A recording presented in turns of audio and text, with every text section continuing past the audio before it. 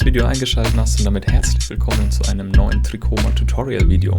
Ich stelle euch heute eine App aus dem Bereich Schnittstellen vor, und zwar geht es um den Konnektor zum Softwarehersteller Greyhound.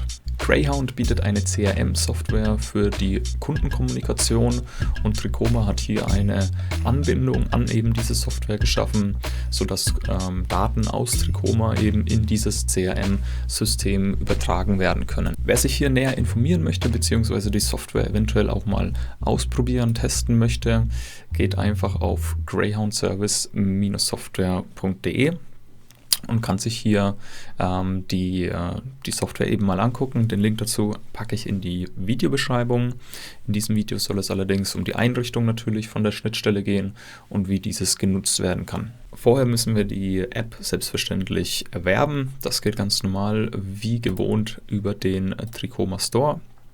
Hier haben wir die App Greyhound Connector für 199 € netto und zu finden ist diese, wie bereits gesagt, anschließend im Reiter Schnittstellen. Wie anfangs erklärt, ist es hier so, dass Daten von Tricoma eben nach Greyhound importiert werden, also nicht andersrum. Das heißt, wir klinken uns eben in die API von Greyhound mit ein. Dafür brauchen wir natürlich ein Kundenkonto, das heißt, wir wechseln in den Reiter Einstellungen, gehen anschließend zu Konten und können hier eben beliebig viele Greyhound-Konten hinterlegen.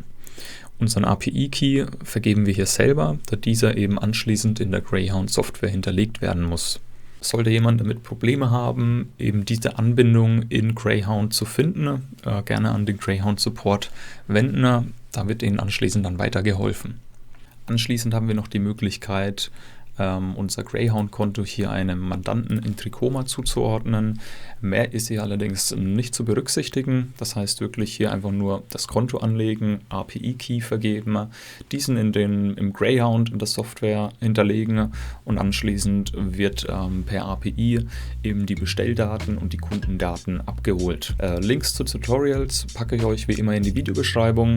Viel Spaß mit der App und viel Spaß mit Tricoma.